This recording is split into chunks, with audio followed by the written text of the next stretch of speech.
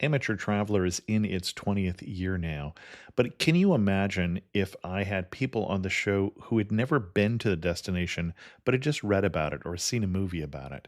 That wouldn't make any sense at all, and you wouldn't listen. We all know how important it is to receive advice from people who know a destination to get the most authentic local experience.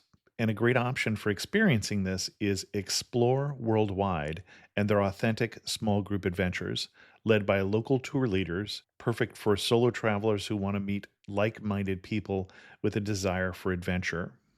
I'm often an independent traveler, but two of my last three trips were with small group tours because they organize everything and it's a lot easier. If you want to recreate the tour I did to Malta, they have a Malta and Gozo Discovery Tour. I'm intrigued by one of their tours called A Taste of Sicily. The company again is Explore Worldwide, and visit exploreworldwide.com to learn more. And thanks to Explore Worldwide for sponsoring this episode of Amateur Traveler. The nights are long, the days are short, and the weather is chilly to downright cold, depending on where you are. It's a good time to slip into a Quince iconic Mongolian cashmere sweaters, which start at only $50. You can treat yourself to everyday luxury at an affordable price with Quince. If you really want to dive into luxury, you can check out their leather handbags, washable silk shirts, and European linen sheet sets. Whatever you're looking for at Quince, all the prices are 50 to 80% less than similar brands, and they do that by partnering directly with top factories and cutting out the middleman. They only work with factories that use safe, ethical, and responsible manufacturing processes. And of course, they use premium fabrics and finishes for that luxury feel in every piece. But you've already heard me rave about my Quince travel pants. Treat yourself this winter without the luxury price tag. Go to quince.com/traveler for 365-day returns plus free shipping on your order. That's QUINCE.com/traveler to get free shipping and 365-day returns.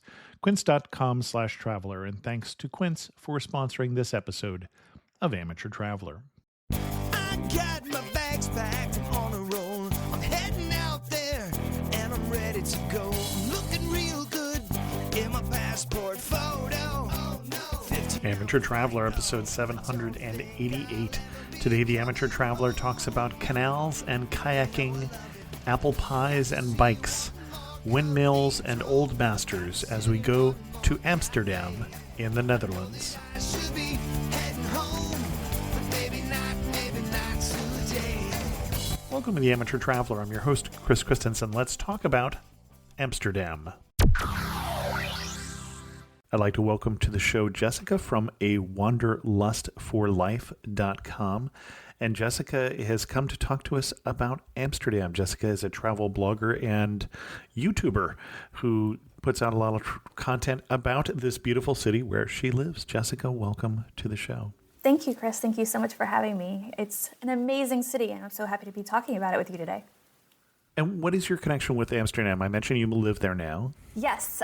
We moved here, my husband and I, in 2014. We are from the United States, from Virginia, and one day we did the crazy thing of sold everything, picked up, and moved over here. And it was a very, very crazy thing to do that was very rewarding in the end. Excellent. And why should someone else come to Amsterdam in the Netherlands?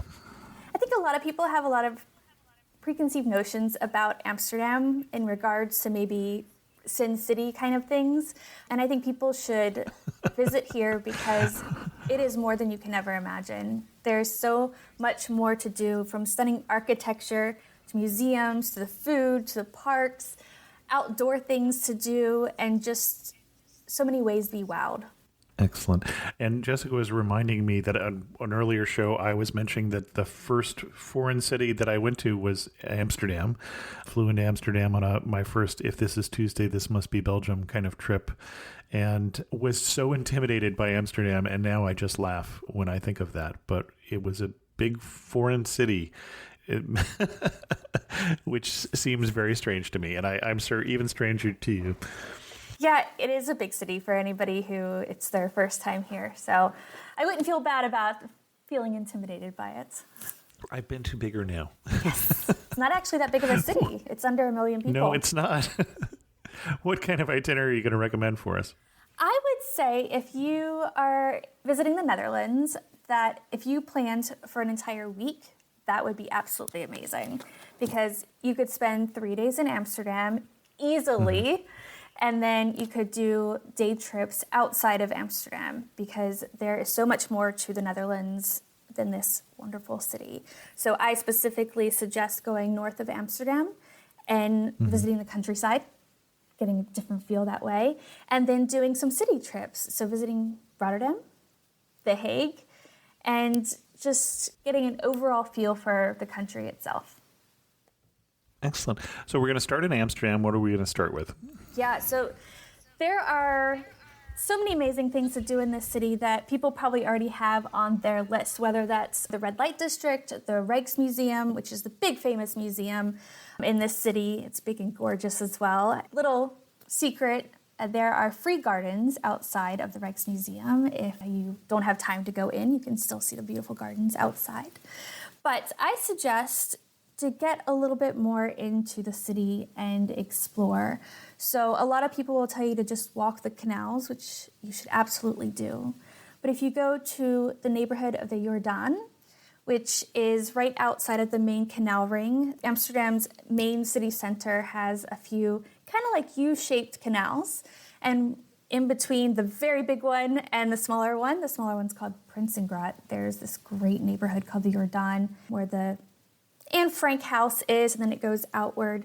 It's such a beautiful area that people don't tend to walk around, which is kind of crazy considering how close it is to the famous Anne Frank Museum.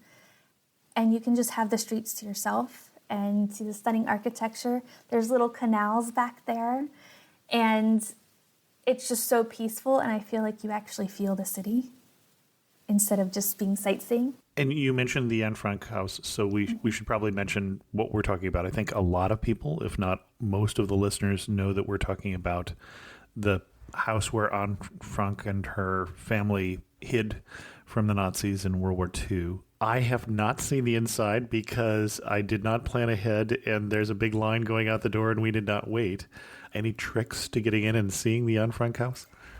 Book very early. As soon as you know that you're coming to Amsterdam, book early. They have a great online system. You can show up the day of. Of course, after 2021, I don't know how they're going to do it, but they did start letting people in if you didn't have a ticket after a certain time in the day. I think that was 3 o'clock. But I wouldn't count on that. So book early is the best advice I can give. If you can't get into the Anne Frank house for any reason, there are other Jewish museums on the other side of the city, on the east side of the city, and they are definitely worth going to, whether or not you do visit the Anne Frank house. But if you aren't able to, it's a good spot to go so that you can still understand that history and get a little bit of that. Okay. But you brought us to this neighborhood not just for that. What else are we going to do in the Jordaan? Jordaan, yeah, so it looks like Jordan, Jordaan. except with 2 A's, and J's in Dutch are more like a yeah kind of sound. On the edge of the Jordaan, you'll have the Noordermarkt, which is on Saturdays, and it is an amazing little market, and there's so many good things to eat there, and right on the edge of that is going to be Winkel, which is the world famous Dutch apple pie. It is like the one place that visitors know to get Dutch apple pie. I'll be honest, I didn't even know Dutch apple pie was a thing. Yes, Okay. I'm not sure. I feel like I'm maybe mistaken, but I do feel like it is the precursor to the American apple pie. That might be worth looking up. But it's a little bit different. It has a different kind of top to it. It's a little bit more cakey. They like to put raisins in it. But it's very good and typically served with whipped cream. So it is definitely a treat when you come. But while we're still in the Jordaan, if you go to the edge of it, there's this canal called Brouwersgracht. And Brouwer means brewer, and Gracht is Dutch for canal. And it is one of the prettiest canals, I think, and it is so quiet. It has very beautiful bridges and is just so picturesque, and it gets you away from the bigger crowds. Okay. Canal tours, is that something you recommend to people, or you just take them on a self-guided canal walk? I would say one of my biggest tips for Amsterdam is to see it from every perspective that you can. Every different perspective offers you a different feeling. And I highly recommend canal cruises. I personally recommend the smaller ones. And you have like the big ones that people know at Central Station and the main tourist sites, but the smaller ones are really great. My favorite is those damn boat guys. They are fun. I've been on it multiple times. My friends and I go on it whenever we have the chance. And it's a very small boat. I think it's about 8 people. They're just funny. And I think having a smaller boat tour makes it better because you can learn exactly what you want to learn. It's not a pre-recorded headset. And it looks like a boat that fits like maybe 6 people tops? It's 6 to 8. I think right now it's probably 6, but I think normally it's about 8. And they do have covers, so you can be protected from the rain if it happens to rain. But I do recommend doing canal boat tours. And I also recommend getting up high. So there are a couple different places that I would recommend.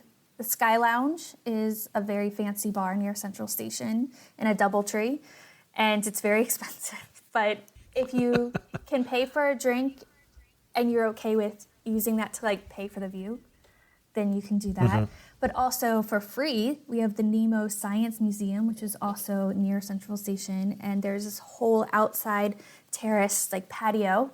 And you can just walk up there and hang out there. They do have like a cafe if you want a bite to eat, but you don't have to. Now that's a little less centrally located than the other one you named? Well, the first one is pretty much right next to Central Station. This one is just down a little bit, but it's like, I don't know, a 15-minute walk maybe from Central Station. Well, and you mentioned Central Station. Central Station, as I recall, you talked about the U-shaped canal. Central Station is kind of at the base of the U. It's at kind of the top of the U. Top of the U, yeah. So it's kind of the yeah, I said that wrong. Yeah, so just the other way. But yeah, so the canal is the Central Station is on the body of water that goes out to the North Sea and then comes into the big lake that is the middle part of the Netherlands. And Central Station's kind of on that body of water, and then the canals kind of start from that body of water. So it makes kind of a U shape around that. Okay. But the other really cool view that I just wanted to point out is at a place called Cafe Blue. And I really like this one because it's actually like in the building. So when you're at the top, you're at the top with everybody else. Whereas the other viewpoints are kind of looking over the city. This one, you feel in it. And I just think it gives like an extra special feeling. It's very small though. Oh, interesting. Okay. And not as expensive as the Sky Lounge. It's not. And as a bonus, I know a lot of listeners may like to get things like the city cards, and there is an iAmsterdam city card, and I think you get a discount at that cafe. So you can get a discount. They also have apple pie, and you can look at this really interesting and I think unique perspective at Amsterdam. Okay. One of the places that I think you should go in Amsterdam that's kind of a secret because it's not really a touristy thing to do is going to one of our movie theaters. It's the Pate Tajinski, which I'm probably saying that wrong, but it's right off of Rembrandtplein.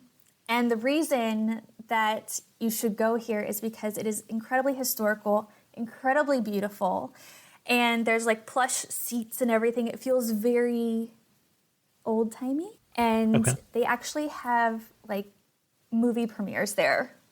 Like movie stars come here and have movie premieres. And it's just beautiful. And movies for adults are in English. They have Dutch subtitles, but they are in English. So you can come over here and watch a new movie. That actually brings up language. When I think about being intimidated by Amsterdam, one of the reasons it's so funny is as a monolingual American, Netherlands is not a hard place to get around. No, the Dutch speak English very well. You will have some people who aren't confident or who just aren't comfortable with it. But for the most part, anywhere that a visitor will go, English is going to be excellent. Young people learn. When I moved into my house, the 3-year-old next door was practicing her English. So by the time they're 16, they're fluent and, I mean, beyond conversational. So you shouldn't have a problem getting around. Our first trip was 30 years ago. There may have been a little less English at that point, and we did run into maybe the one restaurateur in all of the Netherlands who did not speak English when we were 1 hour off of an all-night flight. So that was a bad combination. But we still got by. Our German is close enough to Dutch that we could get a glass of milk and figured out something to eat and felt we would accomplish something. But yeah, generally in the Netherlands, you can get by in English. They don't expect that you have learned Dutch. No, and they know more than English, too. Right. It's kind of a little bit of a joke that the Dutch can understand the Germans, but the Germans can't necessarily understand the Dutch. Right. Because it is a different language, but a lot of it is similar enough, especially if you're looking at words, to kind of understand. But a lot of the Dutch know more than just Dutch and English. They know 1 to 2 more European languages at least. So the likelihood that somebody's going to speak English is, I think they were just named like for another year in a row, like a top country with the best English. So visitors shouldn't be worried about that. If there's anything that you don't understand, if there's an announcement on a metro or a tram or anything like that, feel free to ask the person next to you. They are more than happy to translate for you. Well, and on a technical basis, when you speak 3 languages, you're trilingual, and you speak 2, you're bilingual. And the technical term for speaking only 1 language? I guess monolingual or American. No, it's American, actually. It's American. I think the Brits have the same issue we do, actually. At least that's the feeling that I get. It's easy to expect other people in the world to speak English when you speak a language that is popular. Yeah. But the Dutch are just so gracious with their languages, and a lot of times they actually just want to practice as well. They want to perfect it, even though to Americans you're just like, how are you as good as you are? They're still like, oh, but it's not perfect. Well, and I think the answer to that you just mentioned is that places where the movies are not translated, I think that also tends to be true in the Scandinavian countries. You will find people with much more fluency in the language. And if you go to Germany, for instance, where you'll find a lot of wonderful English speakers, but you'll tend to get subtitles and dubbed movies. So even the TV here isn't translated. It's only the kids' movies and the kids' shows. Interesting. Unless it's filmed in Dutch, of course. Sure. They are translated, and I don't know at what point when it switches over, but Interesting. it's a way they suggest that you learn the languages to watch. Oh, yeah. Konnichiwa, I'm Yuki, a tour leader with Explore. Who knew that hidden among Tokyo's towering skyscrapers was a peaceful tea house surrounded by ancient trees and serene ponds? Actually, I knew. It was my mother's secret sanctuary. Not everyone knows about Tokyo's Hamarikyu Gardens. Arigatou gozaimasu. But you will if you explore. Search exploreworldwide.com. And don't just travel, explore. Don't miss out on the last few weeks of football action with Prize Picks, the best place to win cash while watching the playoffs. The app is simple. Pick more or less on at least 2 players for a shot to win up to 1,000 times your cash. Download the Prize Picks Daily Fantasy Sports app today and use code FIELD and get $50 instantly when you play $5. That's code FIELD on Prize Picks to get $50 instantly when you play $5. You don't even need to win to receive the $50 bonus. It's guaranteed. Prize Picks, run your game. Must be present in certain states. Visit prizepicks.com for restrictions and details. Watch kid shows. And you had other hidden places for us to go. One more that I really want to talk about, and that is Princeton Island, which is on the west side of Central Station. And it's a secret because, well, tourists don't really know about it, but there's a hidden palm tree park. It's very, very tiny. Okay. But it's so cute, and it is a public park. It doesn't necessarily look like it, but it's kind of the width of a couple houses, like 2 or 3 houses, but it's very, very small, but it's on the canal. It's really cute, but the buildings over there are just stunning, and they have like the bright red shutters. It'll take 25 minutes to walk around if you want to stop at the park and everything, so it doesn't take much off of your day. But it is just such a unique place to go, and it's another one of those things where you get the feeling of the city. That's my theme between getting perspectives and getting a feel for the city. I just want everybody to see my Amsterdam, the real Amsterdam. Excellent. Well, and we talk about the real Amsterdam, and we made reference to a couple places that people shouldn't miss, well, I think they should miss. So I don't know if you didn't talk about like more about the Rijksmuseum because you think they know about it or because you think they ought to skip it. I absolutely think people should visit the Rijksmuseum. Another place that you want to book ahead. Absolutely. Okay. So we call that Museumplein. So plein in Dutch, it just means square. So if you ever hear the word plein, Rembrandtplein, Leidseplein just means square. Okay. So you do have the Rijksmuseum, you have the Van Gogh Museum or the Van Gogh Museum, and then you have the Stedelijk Museum, and that's all kind of in the same area. Right. If you're a museum person, I highly encourage you to go to those. I really didn't talk much about it because I'm not a big museum person. I have That's okay. been in there, but I haven't explored too much. Let me just say that basically you're going to the Van Gogh Museum, obviously, if you're a fan of Van Gogh or Van Gogh. And the Rijksmuseum, again, fan of the Dutch masters, the Rembrandts and that style of art. And if you're not, well, then you can join Jessica outside in the gardens and do something else. And there's so many museums. Yep. Unfortunately, a couple have closed throughout this time. Okay. So if you are interested in some of the more obscure museums, like that you've read in like maybe a guidebook, I would highly encourage you just to check online and see if they are still opened. Makes sense. It's just a sad thing of the times, but you always want to make sure of these things because guidebooks, they're written 2 years prior. Right. So that's just a general tip for anywhere that you go is just to double check things are open. Right. But I think there's so much to do, and Amsterdam really is a living museum in itself. And I think that's why so many people are in awe of it. It just doesn't look like anything else that they know, right? So instead of a museum day, you're going to take us where? I'm more of an experience person. Okay. So I would personally take a food tour Oh, excellent. Okay. because you get a taste of the local food, but also the local culture, and you kind of get a tour at the same time. So I really feel like it's a good deal for your money. I've always been a big fan of the Eating Europe food tours. Okay. In saying that, I have refused to take it here because no. I am worried that I would be so bored because I know the food here. Interesting. Okay. But generally speaking, when I travel anywhere else that has an Eating Europe food tour, I take that. They have a couple different kinds too, and I think they have one that includes a canal tour. Got it. So you're the kind of one you're thinking of, for instance, they have an 8 traditional Dutch foods you should try. That's one that you're feeling you wouldn't need to do because you've been here for 7, 8 years at this point. You know what the traditional Dutch foods are. Got it.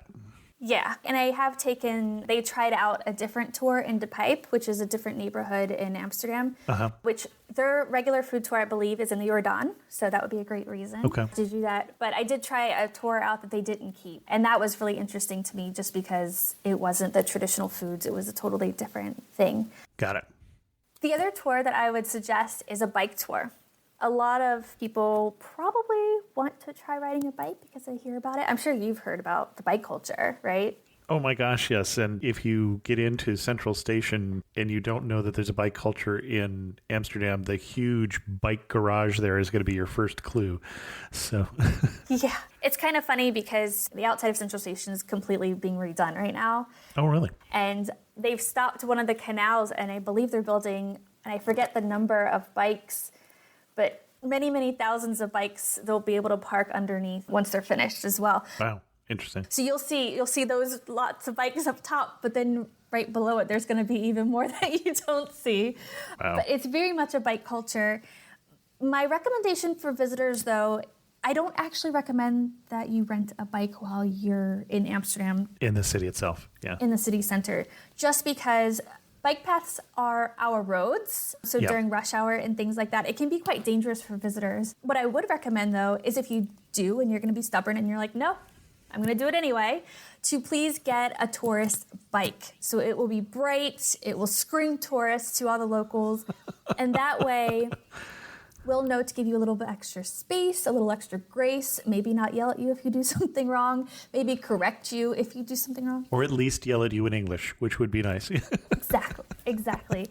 And generally, I just find that to be safer for everybody involved. Interesting. And If you want to actually listen to my advice, I would suggest doing a bike tour to the countryside. There are a couple bike tours that will take you across the Eye, which is the body of water behind Central Station, and into the countryside, and you will get a totally different experience, and it is just so, so wonderful. Well, is this the time we want to start talking about heading out of the city then?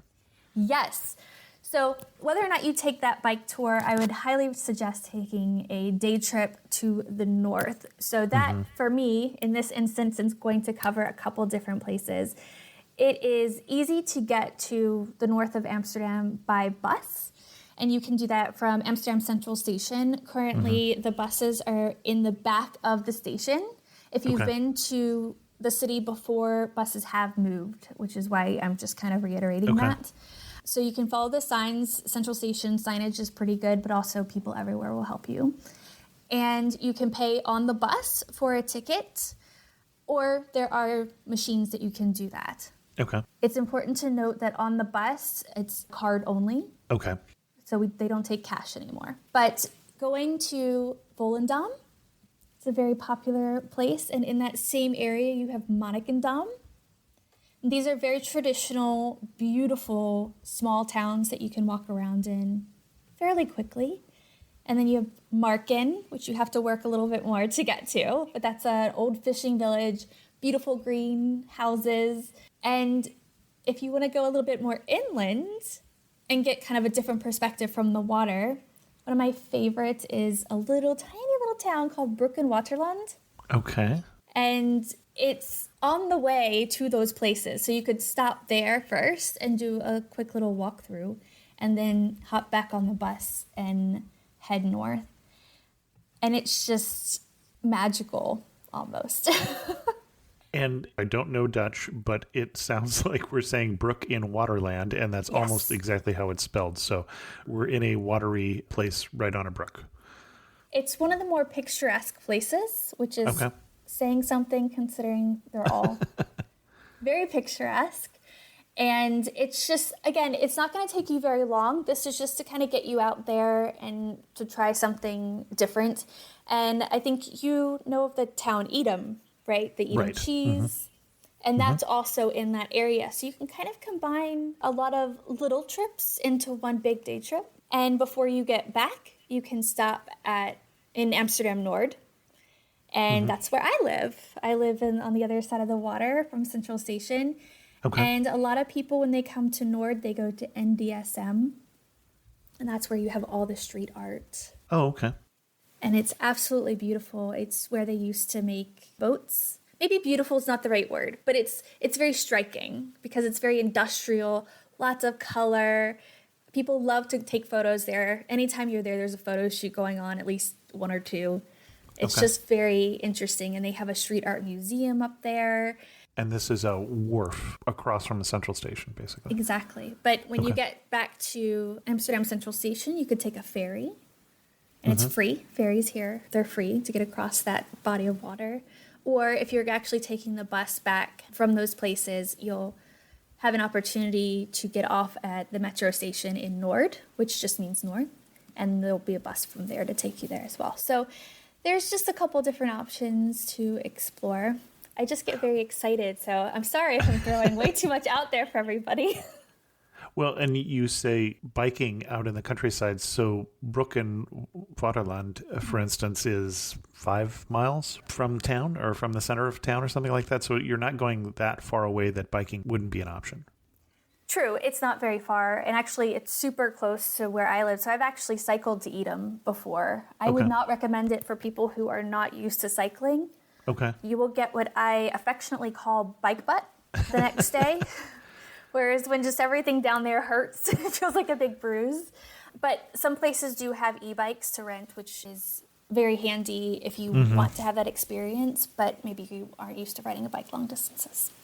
Well, and you say the countryside being picturesque and these towns along here, and I'm picturing picturesque being I'm going to see windmills and canals and cute little houses and little tiny pedestrian bridges. Am I on the right track? You are absolutely on the right track, and they all have their own little personalities as well. Okay. Little church spires and things like that. Brook and Waterland is a little bit more countryside feeling, whereas the other ones are very much like port town. So they're a little bit more dense, really old streets and things like that. That's why I think you could easily do that all in a day and get a really nice overview. Okay. And then if we go outside of Amsterdam and get really outside, you could go to Rotterdam, which I recommend because it's funny in the Netherlands when you live here, there's a big rivalry between Amsterdam and Rotterdam. Okay. I don't know where that comes from. It might be soccer for all I know, because it probably is. We each have our own team. But it was actually mostly destroyed in the war. Right. And so the architecture is very different. The culture is very different. They have different kinds of food that is from there. It's just a very unique place. The port of Rotterdam is one of the biggest ports in Europe, if it's not the biggest. And it's just a totally different vibe. So you can easily take the train there for a day. You can, of course, stay the night if you prefer that. But they have food tours, they have bike tours. And I would actually recommend a bike tour there.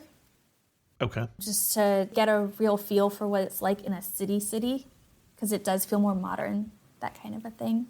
And it's just so different. Okay. I don't have as many words because I'm people are like, are Sure. you Rotterdam or Amsterdam? I'm like, I'm Amsterdam. Well, you say, for instance, that the food is different. When you're in Rotterdam, you really ought to try the... They have something called a capsalon, which we do have here in Amsterdam. But a capsalon was invented in Rotterdam, and that is the craziest dish. It is like shawarma on top of fries with, what else is there? Cheese and, oh gosh, what else is, and a salad. Gouda or Gouda cheese, depending on your pronunciation here. Gouda, yeah. Gouda, oh, sorry. Yes, that's right. Gouda in Dutch.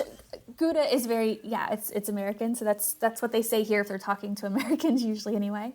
Right. But yeah, it's just this mass of food. So it feels like more urban, I think is what they would say, because it feels more like a city than Amsterdam does. So it feels a little bit more grungy, a little bit more real, a little bit more energy. Okay. But worth seeing. As much as I love Amsterdam, it's not the one and only thing to see or experience. And by the way, it is the largest port in Europe. It is the largest port in Europe. Yay! I know my history. The next one is Haarlem. Everybody loves Haarlem. It's super easy to get to. A lot of people like to call it Little Amsterdam. People who live in Haarlem do not like to call it Little Amsterdam. It's basically everything that you want to see in Amsterdam kind of shrunk down. So it's very friendly, great churches, good food. It feels very real. It feels very authentic. A lot of expats actually live there as well. But it still has very much this everyday Dutch life, Dutch modern life. And I think that's something worth seeing. And you could spend a whole day there walking around the downtown. They have markets, of course, it's called the Grootmarkt, which is the big market. So big square right under massive old church. That's in the center square, right? It is, yes. Yep. And it is actually the capital of North Holland. Oh, I did not know that. Okay. Yeah, so Amsterdam is the capital of the Netherlands, and the Netherlands is 12 provinces, so like states. And we live in North Holland, and Haarlem is the capital of North Holland. And then The Hague and Rotterdam are in South Holland. So those are the two Hollands, even though a lot of people like to call the Netherlands as a whole Holland. Right. It's not, it's just two provinces, but it's a very common thing that people say. These are violent criminals, so they're not going to go down easy. ABC Tuesdays. Let's get this done. The Rookie is back. We have 2 new rookies starting today. Howdy. Being a cop is stressful 24/7. Every year on the job is different. And Training Day We have a serial killer at large. never ends. We need an ambulance! The Rookie. All new Tuesdays on ABC and stream on Hulu. Well, and the other thing that for people who are history buffs in especially World War II history in Haarlem, there's also the Ten Boom House, which is like the Anne Frank house in the sense that we're talking about a house where Jews were hidden in World War II, except that the Ten Booms were the people who hid them instead of the people who were being hid. And as I recall, the people who they hid actually managed to escape the Nazis, but the Ten Booms were sent to the camps. And Corrie Ten Boom and her sister and father were sent to the camps, and she survived and wrote a book called The Hiding Place, but her father and sister did not survive. So it's more about the people who couldn't stand by and let this happen. Mm-hmm. And it's a great addition to the Anne Frank House, right, or the Jewish History Museum, things like that. It'd be a great, add-on to that to continue that education, because we shouldn't forget these things, and we should make sure that they stay in recent memory so that we don't make the same mistakes in the future. Mm-hmm. One other thing that you should see in Harlem is called the Tyler's Museum. I said I'm not a museum person, but this one... I know, now I'm really interested. This one just blew my mind, because it's almost so many different kinds of museums in one. There's like the sciencey kind of thing where, if you ever watched Ripley's Believe It or Not with Dean Cain, it had a little bit of that kind of a vibe, but then there's like this art room, and then there's these animal skeletons. It's crazy cool. So you're not a fan of boring, stuffy museums, is what you're saying? I don't know. I guess it's just, it just has to hold my attention, and this one definitely did. There's also a church, and I think it's the St. Bavo Church in Harlem, and they have these two tall spires. I'm sorry if I got that wrong. And you can, on a nice day, certain times of the year, you can actually go all the way up and walk across the spires. That would be a nice treat if you're here lucky enough on a sunny day. Okay. That is the cathedral in Harlem, is St. Bavo. Yes, exactly. So they have a couple beautiful churches. My husband loves going into churches, and the ones there actually really surprised me, because after a while, sometimes if you're a frequent traveler, especially if you're around Europe for a few weeks and you start seeing all these churches, you might get churched out. And I felt like this is really a town where you can get that energy back, because there's just so many interesting things to see. Well, speaking of interesting churches, Amsterdam has one church that I have not been to, but the Secret Church in the Attic, which I would love to get to. You look like you are not a big fan. No, I haven't been. Oh, you haven't been? Okay. I haven't been. I hadn't even been to the Anne Frank house until my mom and my grandmother visited, and that was 2 years ago. So got it. I'm a very bad person to do touristy things where I live, but I am trying to get there. We have a thing called the museum card in Amsterdam if you live in the Netherlands. So I keep saying, I'm going to get it. I'm going to see all the museums so that I can properly explain these to people. Well, and the Secret Church I'm talking about, Our Lord in the Attic, basically was when Protestantism became the dominant religion. There was still some freedom of religion, and so you were allowed to have a Catholic church, but it couldn't be very obvious. And different regions in Europe had different rules at different times, and this is not a secret church in the sense that nobody knew about it, is my impression, but in the sense that it was not obvious that it was a church.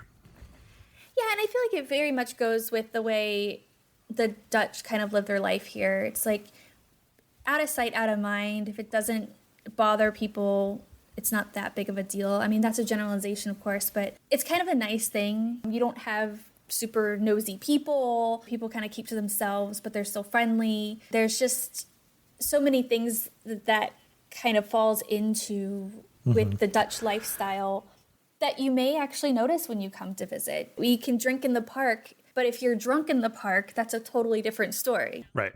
Nobody's going to stop you for having a bottle of wine in the park with your picnic, but you start being loud, you're dancing around, you're running around with dogs and screaming and causing a ruckus, and the police might have something to say about it. Well, one thing I'm curious about, and we made reference to the red light district, which is I haven't been to, so not necessarily my scene.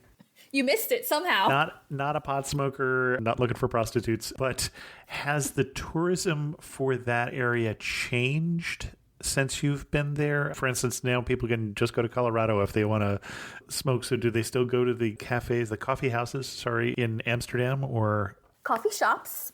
Coffee shops. Thank you. Sorry. Yes. Now because I have to keep telling myself coffee houses and cafes are not coffee shops. So if I start saying coffee houses, coffee shops are still very much a part of the culture here, it's not so much Dutch culture as it is expat culture and visitor culture. They have been many mayors trying to pass the law. I believe actually in your last Amsterdam episode that you kind of touched on this, that they have tried to make it so that visitors couldn't get it. Right. It keeps getting shut down, that proposal. But they run a pretty tight ship, but you still have to be very, very careful. The only thing is, the law kind of, as I mentioned before, if you're not bothering anybody, they don't really care. But if you are a tourist and it's obvious you're a tourist and you're going around acting a fool because you're drinking too much or smoking too much, and there may be consequences. So it's just kind of important to know that if you come to Amsterdam to do things like that, that you have to be in your right mind, you have to be respectful, and you have to be conscious of the consequences and just be careful. Okay. I don't talk about it much just because I hate that that's such a part of it. There have been coffee shops that have closed recently. Some of the oldest ones actually in the city have closed, and that's been kind of a big blow to people who actually appreciate it, just like they appreciate a drink at the end of the day versus just trying this and that. But I do appreciate that people do come here for that. So I just wanted to put it out there to just be smart about it. Again, not my scene, but I did want to... Not mine either. I've still never done it. People think it's crazy that I live in Amsterdam because everybody likes to make that joke, right? Like, oh, you're going to be smoking it up every day. It's like, no, still haven't. Sorry. But the red light district, a lot of those windows have closed in recent years. Oh, interesting. Okay. We had a lot of sex trafficking, sex trafficking issues. I would think that would be a problem, yeah. Yeah, so there's just a lot going on with that, so that they're trying to make that safer for the people who are in the windows. So if you're not familiar with the red light district, there are windows with red lights, typically with women in it. We do have a blue light district, which I can't remember the specifics of, but they are not traditional women in the windows. Okay. And they have just tried to make it safer for everybody involved. The district itself is very, very safe. There's a very heavy police presence. You don't see people on the corners trying to sell you drugs. I mean, there might be, but it's very, very little. And just on that, I guess, vice section, just to make everybody feel a little bit more comfortable, I just want to let everybody know that while drugs are tolerated, or soft drugs may be tolerated, if you have taken an illegal substance and you feel sick or anything like that, once you've taken it, nothing's illegal anymore, and you are very welcome to go get help, go to the hospital or anything like that. Interesting. I mention it because when we first moved here, there was some bad things going on, and tourists were scared to go get help. And I just want to make sure everybody knows that if anything bad happens, but you're scared that you did something wrong, it's fine. Like, get help. Okay. Now, the things that you really do recommend, is there any more things that you really recommend in Amsterdam or the area that we should talk about before we start wrapping up? Yes, I think the more unique things that you can do, the better. And we have things like you can do stand-up paddleboarding on the canals. You can go kayaking on the canals. And I think that's such a fun way to explore the city. Any particular tour operators you recommend for... Not really. Okay. There's a bunch along the Amstel River, and I think that's a good place to start. Okay. They have the paddle boats, of course, where there's like two people and you can kind of paddle with your feet. They also have boats where you can rent yourself and drive yourself. I still have not been brave enough to do that. But I have done the kayaking, and I found it was last year, and I had already lived there 6.5 years, and I still was just in awe of doing that. I highly recommend getting like 3 hours just to not rush, because distances might be a little longer than you think when you're using your arms. Got it. And then if you want a really unique experience, there are little hotels. They're called Suites Hotel. And they've taken the bridge houses, the old bridge houses. They're these little boxes next to bridges where the bridge operator would work from. And they have transformed them into little hotel suites. So they're dotted throughout the entire city, in every neighborhood. Sweets as in the candy, not sweets as in It is, large I don't know rooms. why they didn't use suites as in actual hotel suite, because I think that would have made more sense. But that's just such a cool, unique thing to do. We actually stayed on the one in the middle of the Amstel River. It's not technically a bridge house, it's a lock house. Okay. Quite pricey, I will say. You really need to bring everything that you need for the night and the next day with you. But that's like a full kitchen, and you're in the middle of the Amstel River, like literally in the middle of it, and you get taken there by a boat captain, and you get picked up the next day. And Well, you say quite pricey. I'm seeing rates around 100 to 145 euro. For a major metropolitan city in Europe, that's not quite pricey. those are for the regular bridge houses. Ah, okay. So yeah, the regular bridge houses aren't too bad, but this is, I want to say 600 or 800 euros for a night. That would be more. That would be more, yes. But it's kind of a full suite, and you have a boat captain that takes you out there. And Oh, well, nice. Yes, Yeah, as everyone so- should have. of course, it's one of those things that if you're looking for a very unique experience to splurge on an anniversary or birthday or something like that, we have plenty, from that to an old crane hotel. Like, Very cool. I feel like Amsterdam's a very underrated city for the things that people don't know it for quite yet. Excellent. Anything else we want to talk about? If you are looking for other really fun and interesting things to do that aren't on the tourist path, and you like to try alcohol, of course, if you're a beer drinker, there is the Heineken experience, which I've heard is great. I don't personally drink beer, but we have something called Jenever, and it's a Dutch spirit, and it's the precursor to gin, as we know it. There is a place in Flebo Park, which is on the east side of the city, and it is a little cafe kind of thing, but it's basically a tasting room for different Jenevers. And it's very local, very Dutch, and it's on the corner of a little lake. And it is called, I think, Nieuwe Diep. And it is just an experience in itself if you want to go to a cafe where you're probably going to hear mostly Dutch and you want to try something super unique. And when I was there, they actually made me one that tasted like apple pie. Oh. Which I wasn't Okay. expecting.